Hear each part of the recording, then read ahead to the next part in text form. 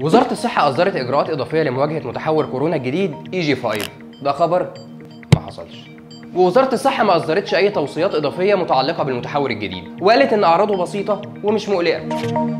تورط مسؤولين مصريين وابن رجل أعمال بارز من سينا في طيارة زامبيا. ده خبر مضروب.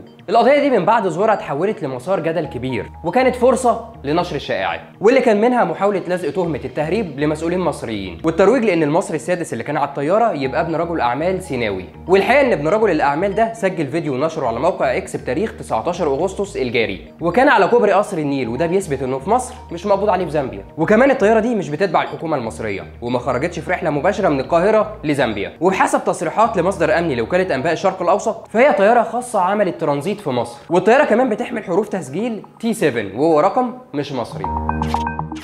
الذكاء الاصطناعي بيقدر يشيل الملابس عن الاشخاص في الصور. ده خبر حصل بس مش كده.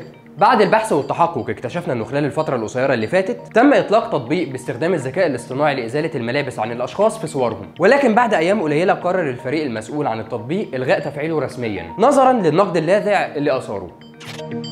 استمرار تحصيل مصاريف المدارس الثانوية الفنية عن طريق الايصالات او يدويا.